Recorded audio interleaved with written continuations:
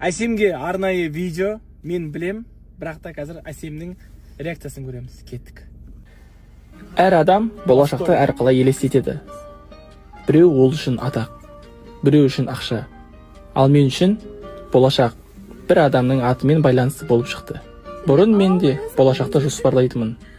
Бірақ оның қандай болатыны емес, кіммен болатынын ойлау маңыздырақ екенін кеш түсіндім. 2025 жылдың 20 мамыры. Сол күні мен бір қызға бүкіл елдің алдында ұсыныс жасадым. Әсем, ол жоқ деді. Жай ғана бас тарту емес, өзінен сенімді, сабырлы жоқ. Сол сәтте оның мінезін байқадым. Жұмсақ, бірақ берік. Нәзік, бірақ өзін жоғалтпайтын. Айнала у-шу болды. Күлгендерде болды. Қарсы шыққандарда. Өтірік! Хайп! Дегендер де жетті. Бірақ бір қызығы, сол сәтте мен алғаш рет өз сезіміме сенуді таңдадым. 18 маусым. Мен тағы да тәуекелге бардым. Себебі жүрек кейде қауіпсіз жол емес, өзі қалаған дұрыс жолды таңдайды. Біз киноны ұнатушы ек. Қазірде.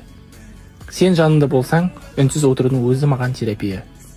Кейде сен сөйлейсің, кейде жай ғана күлейсің. Ал кейде мен тек сенің жанында отырғанымна шүкір етем. Сен әдемі болуды жақсы көресің. Жарқырап жүргенді ұнатасың. Ал мен сенің әрдайым солай өзіңе риза болып, күліп жүруің үшін қолдан келген бәрін істегім келеді. Өйткені сен бақытты болғанда менің әлемде де тыныштық табады. Біз ренжістік, ауыр сөздер айтылды. Түсініспеушілік болды, тіпті алыстап кеттік. Бірақ махаббаттың бар екенін сағыныш дәлелдеді. Мен сені жоғалтқым келмейтінін түсіндім. Біз қайта қосылдық. Себебі бұл байланыс ашумен үзіле салатын нәрсе емес еді. 8 тамыз біз Алланың алдында адал болуға сөз бердік. Сол кезде менің анам Үндістанға ем алып жатқан. Үлкен той болмады. Бірақ сен менімен бірге анама бардың. Сол сәтте мен сенің жай ғана жар емес, тірегім екенін сездім. Анам менің жүрегімнің төріндегі ең қымбат жан. Өзімнің бала екенімді сезіндіретін ардақтым.